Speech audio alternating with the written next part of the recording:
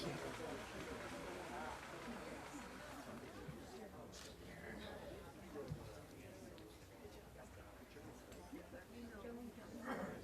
ready. You're ready. I'm ready. Yeah. Gotta get him ready. Yeah. Really? Ready? Wow.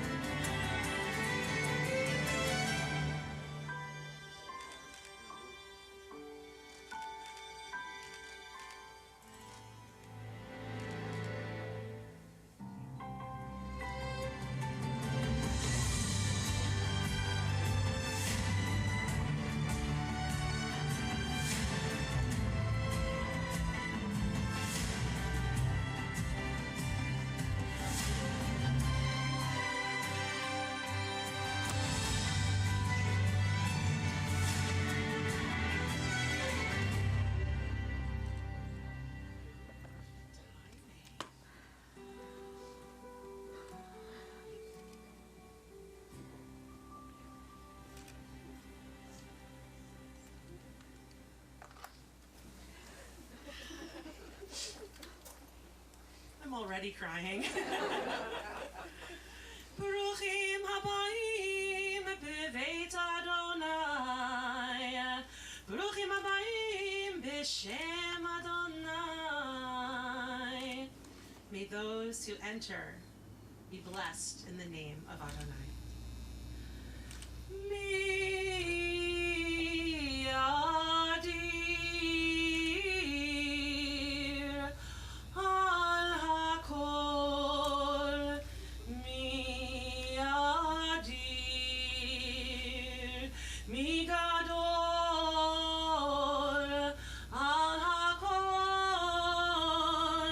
mi adir al hakol. Yevarech hachatan v'hakala. May the one who is supreme in power and love and in blessing and in glory bless this chatan, Nathanael ben Olga uVladimir Halevi, and this kala, Chana Rasha bat Yisrael uDvorah Rachel. Baruchim habayim, welcome! Welcome to everyone. I am pleased and excited and overjoyed and already crying to welcome you here today as we celebrate this simcha, this joyous occasion of Anna and Nate's wedding. Each of us here today, as I alluded to before our beautiful couple joined us, has an obligation, has a requirement, has a job to do. Your job is to misameach chatan v'kala, to bring joy to our bride and our groom. And they agreed, by the way, before you came, that they are ready and willing and able to do so. This very important role that you all have and we all share together begins right now as we beam up at them under this chuppah, under this beautiful wedding canopy. And it will continue throughout the day as we sing and dance together. And most importantly, we welcome you, our couple. With this moment, your hopes are being fulfilled. This moment is a merging of two paths of life into one. And so we say welcome, Baruchim habayim. We welcome you to a loving partnership. This chuppah under which we stand today represents the home that the two of you are creating together. Like this chuppah, may your home be open in all directions, surrounded by loving friends and family, and full of blessings always. And speaking of this gorgeous chuppah, the talit under which we stand was a gift given to Nate from his Babi Eli in celebration of his becoming a bar mitzvah and his ufrov just 2 weeks ago. And speaking of b'nei mitzvah, it is such an honor for me to be here today, officiating at Anna's wedding to Nate, because I have known Anna since she was my religious school student at age 11. I was present to celebrate her bat mitzvah, and now I'm here for her wedding. So I am so filled with gratitude to be able to be here for this moment for both of you and for your families. Good. So we begin with, there are actually two ceremonies that take place at a Jewish wedding. Don't worry, they're both very short. The first one is called Erusin. The Jewish wedding ceremony starts with the ceremony of betrothal. And the first part is the ceremony of betrothal known as Erusin, which legally sets the couple aside for each other. So I will recite the blessing of betrothal, after which our chatan and our kala, our groom and bride, will each take a sip from the cup of blessing before them.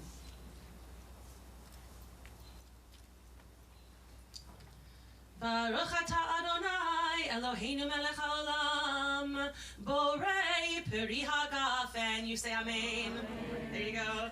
Baruch atah Adonai Eloheinu melech haolam asher kiddushanu b'mitzvotav v'tzivanu al isur v'heter v'ha'alot kiddushat haguf v'ednato v'limed otanu chukav u'rtzonav v'ne'emanut b'toch yichaseh ha'kirva v'yincha otanu livnot bayit ne'eman b'Yisrael al yedei chuppah v'kiddushin. Baruch atah Adonai mekadesh amo Yisrael al yedei chuppah v'kiddushin. Amen. You are beloved and granting blessing, eternal one, our God, who rules the universe. You guide our lives, that we might find our beloved. You have graciously fashioned the partnership of these two individuals. You have granted us the privilege of marriage under the chuppah, with rings, ketubah, and blessings. Blessed are you, eternal one, who sanctifies the people Israel through chuppah and kiddushin. And we say amen again. Amen. And we're going to take a drink. First, Nate, you'll take a drink. And as you share this wine, so may you share all things from this day on with love and understanding. You have to have it right now. May life's joys be heightened, its bitterness sweetened, and each of its moments hallowed. And to add sanctity and love to this moment, the Kiddush cups that we are using today are from the Kiddush cup fountain set that Anna's Bubby gave her for her bat mitzvah.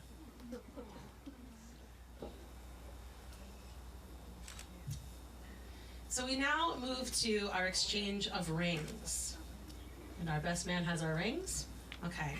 Now, the rings need to be of a value of at least a penny's worth. They need to be something substantial to mark this moment with. So we have our two witnesses. We have Rachel and Samantha to come forward to make sure that these rings are in fact rings of value. Can you assess the jewelry?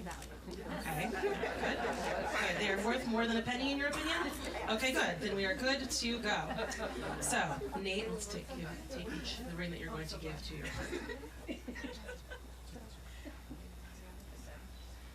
So, Nate and Anna have chosen to solemnify their wedding as a Brit Ahuvim, a covenant between loving companions.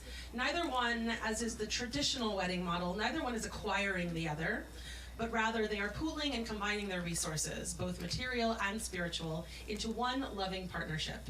To symbolize this Brit, or covenant, into which they enter today, they will take the rings that they have purchased for one another as symbols of both their material and spiritual assets and place them together into a single unit, symbolizing their newly entered partnership.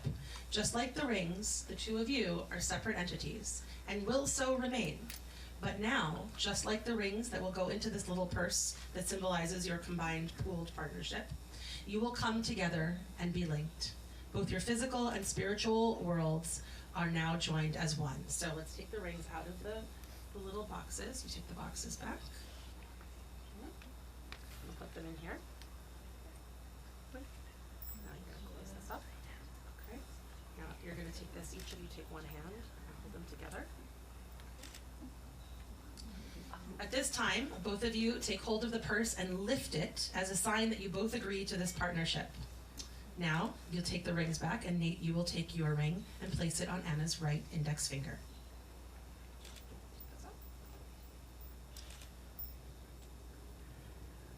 We place the ring on the right index finger because the rabbis of old believed that there was a vein that goes straight from that finger straight to the heart.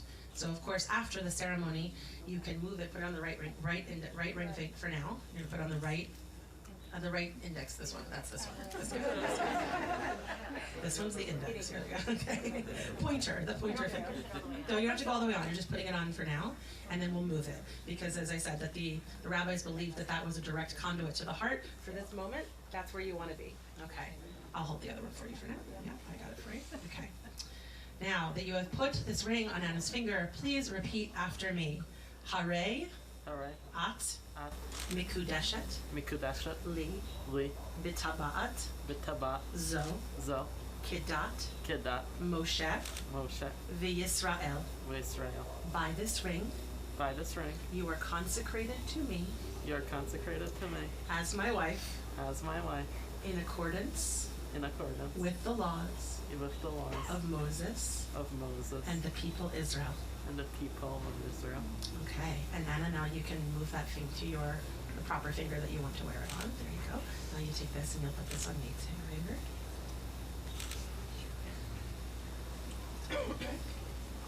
And put it on his right first finger. Now Anna, will you repeat after me? Hare. Ata. Mikudash. Li. Bitabaat. Zo. Kedat. Moshe. V'Yisrael. By this ring.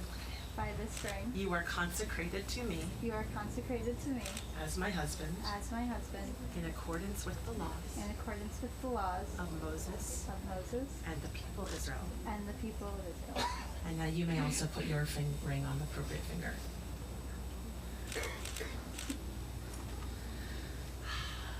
How you guys doing? Okay, good. Breathe. Remember to breathe. I encourage my couples to take a moment at every point in the day and take an emotional, mental snapshot of where they are right now. So take a moment for that mental snapshot. We have completed the first half of the ceremony. I told you it was short. We have done the betrothal. So you are now set apart in a partnership with each other. Take a moment for a snapshot.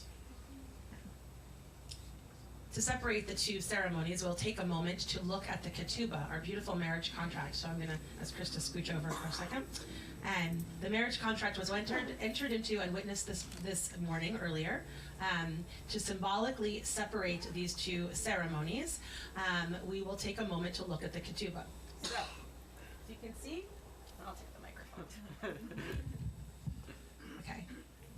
As you can see, there's beautiful, beautiful artwork. You have a tree, and I love the imagery of a tree and the tree of life. Our Torah, the source of our wisdom in Judaism, is often likened to a tree of life.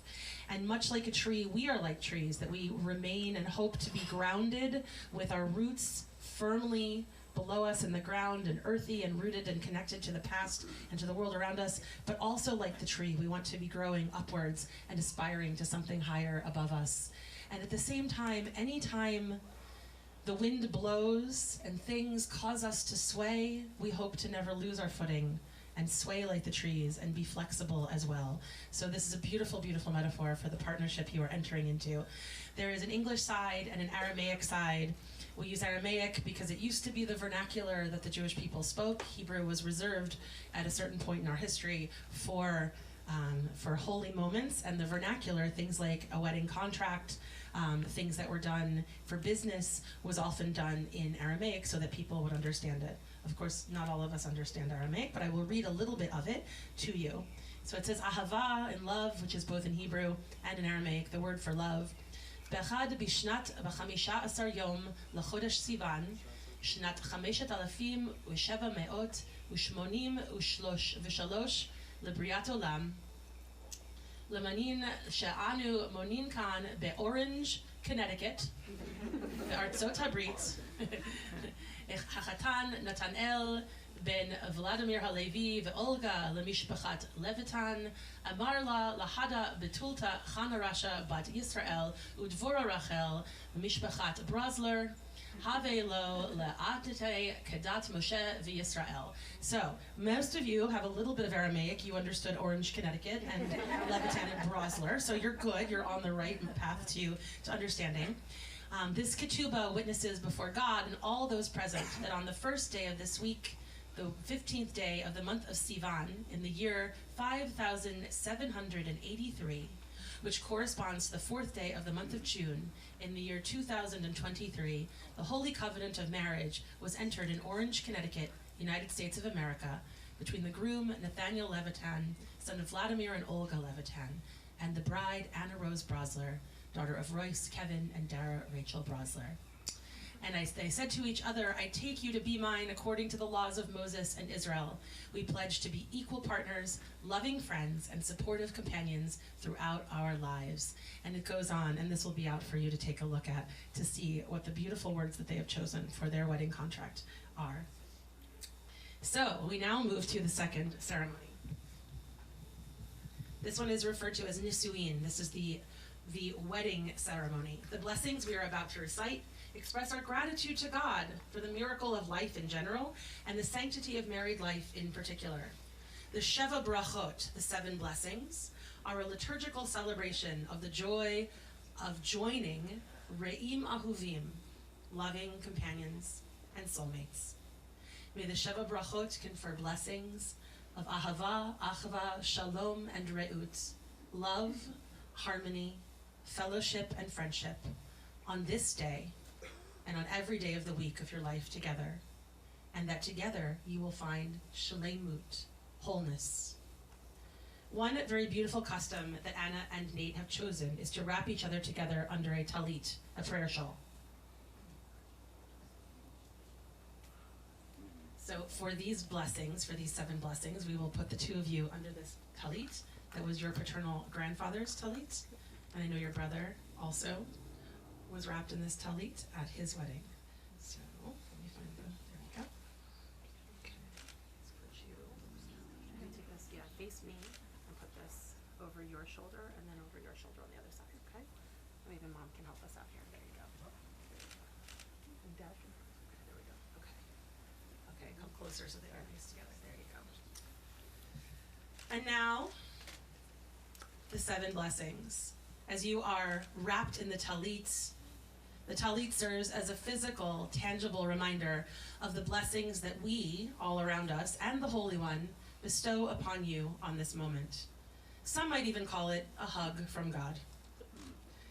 You are both now embraced and wrapped in God's loving embrace, as well as your family and their love, symbolized by your grandfather's talit.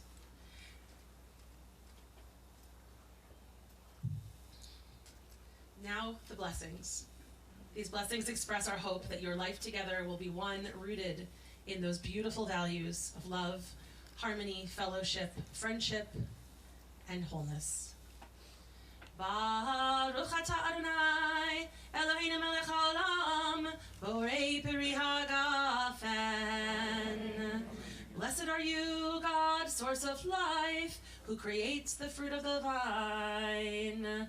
Baruch atah Adonai Eloheinu melech haolam, shehakol bara lichvodo. You say amen. Blessed are you, Adonai, source of life. Everything reveals your glory. Baruch atah Adonai Eloheinu melech haolam, yotzer ha'adam. Blessed are you, God, source of life, creator of humanity. Baruch atah Adonai Eloheinu melech haolam, asher yatzar et ha'adam b'tzalmo, b'tzelem demut tavnito, v'hitkin lo mimenu binyan ad e'ad.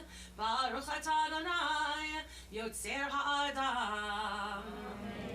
Blessed are you, God, source of life, who has created the variety of humanity in the divine image and entrusted us with the responsibility of building the future.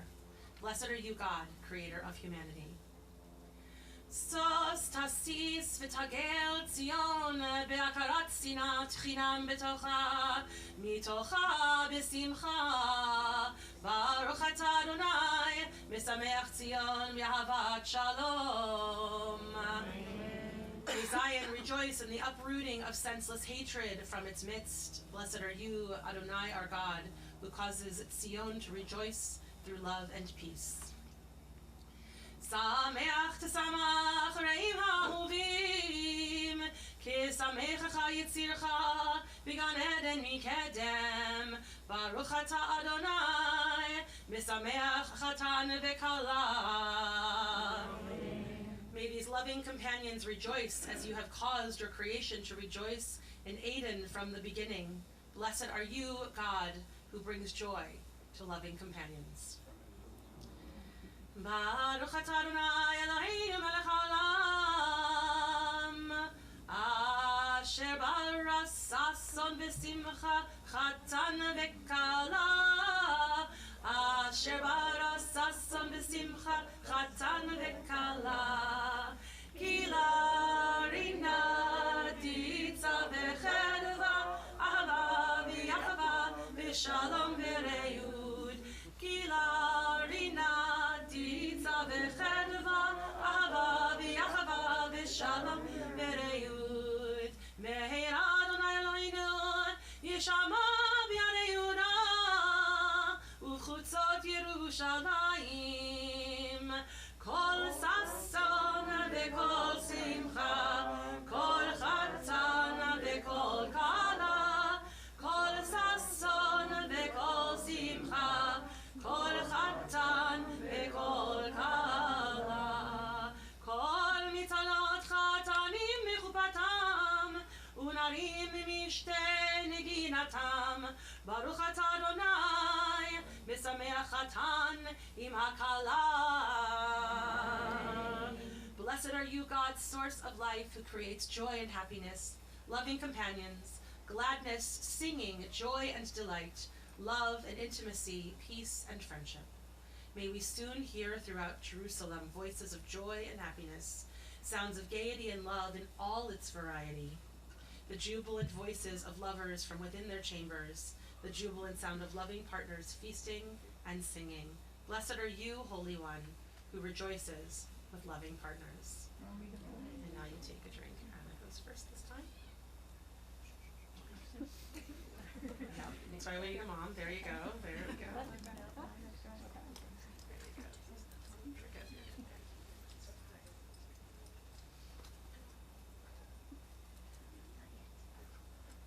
I'll take the tallest back.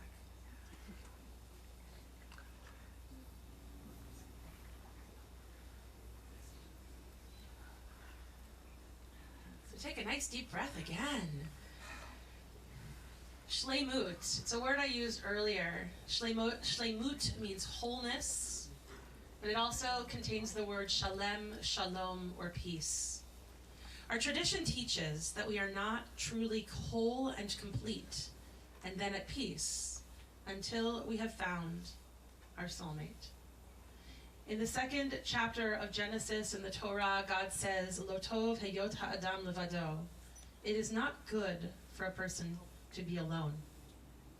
God then sought to make for Adam, the first human being, a fitting helper, a soulmate. When God created Chava as that soulmate, the couple, our Torah says, Hayu levasar echad, they were as one. We seek to find that someone whom our soul loves and to become something more. Each of us is a half, according to our tradition, searching for that person who will make us complete and whole again. And indeed, the whole is more than the sum of its two parts. It is said that when two individuals, like our couple here today, find each other, ish v'isha zachu shechina b'nehem, together, those two human beings merit the divine presence between them.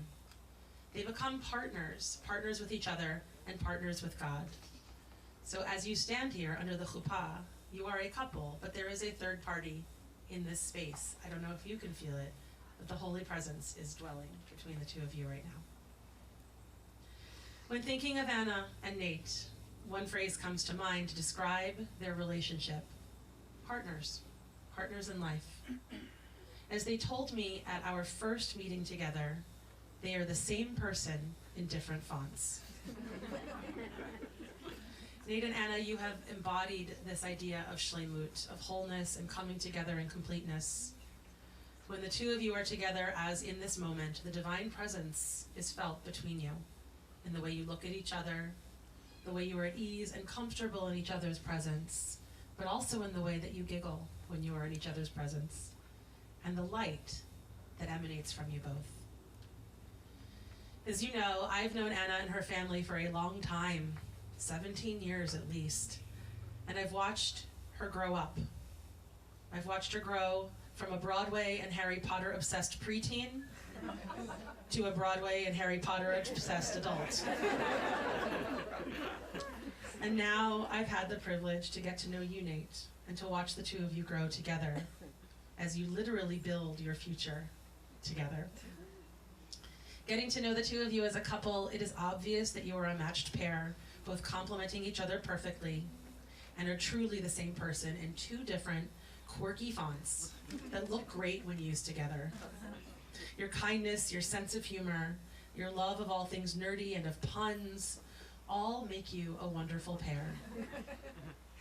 You make each other laugh to de-stress, and you support each other in a way many couples take years to figure out how to do. In many ways, as you literally build that future together with your new home, you're ahead of the curve in terms of some of the life lessons couples learn as they become partners. You are already devoted, kind, and loving towards each other and towards everything and everyone in your orbit, and have only grown stronger as individuals with everything you've tackled and accomplished together. I asked my couples to do a little homework before their wedding day and write each other one last love letter, which I will return to you right before we head off, right after the ceremony, for a few private moments before the reception to read them. I have those letters with me here to enjoy in their entirety, but they're meant to be private, and I won't violate that. but I did want to share just a beautiful overall impression from them. I've always been struck by how supportive and devoted you are to each other, and your letters reflect this. Each of you noted the other's ability to roll through the challenges that you've been facing with both determination and tenderness. Your letters reflect such love and devotion to each other and the partnership you're building.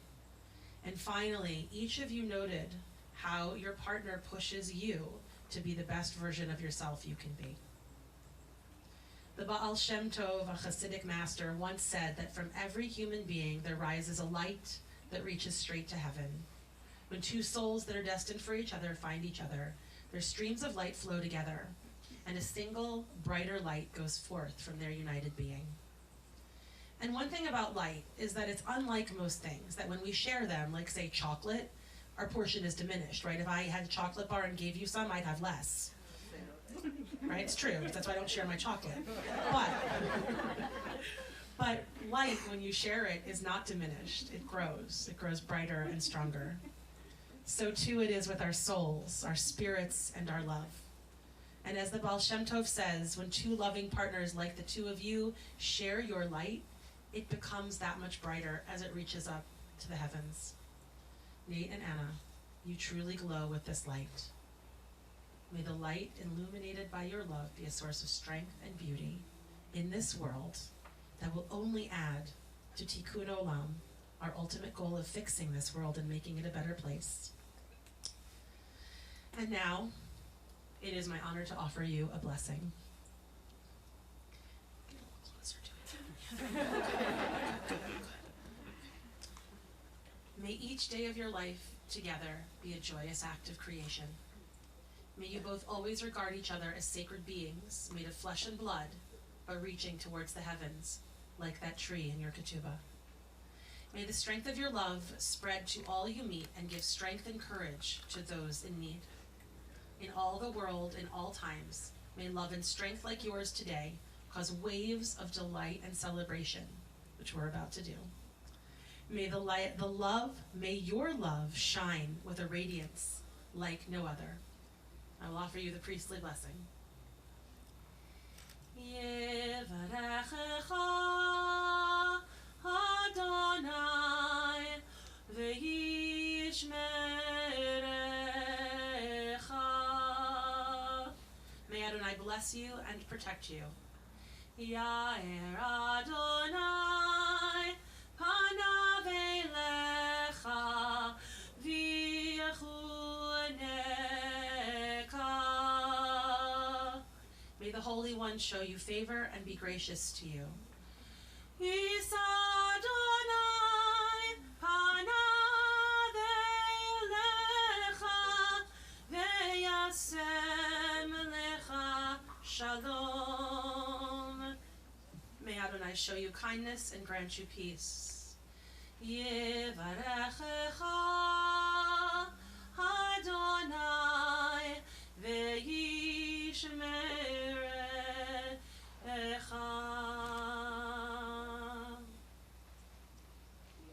Since both of you have acted out of love and affection, acting in accordance with these rites and ceremonies instituted by our Holy Torah, and in accordance with the laws of the state of Connecticut, it is my pleasure to pronounce you, Nate and Anna, husband and wife. That's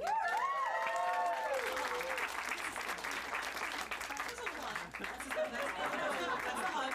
There's more, don't worry. Because you conclude a Jewish wedding with the smashing of a glass. The breaking of the glass reminds us of the brokenness that still exists in this world, and that love, like glass, is fragile and must be protected. We hope and pray that the wholeness, the shleimut of this couple, Nate and Anna, will be the beginning of more peace and wholeness in our yet still somewhat broken world. May your loving partnership bring completeness to the world as well as to the two of you. Nate will now take the glass and break it, at which point both of you will embrace, more embracing than the last one, whatever you choose. And we, doing our job that I outlined at the beginning of bringing them joy, will wish them a hearty Mazal Tov. So here we go.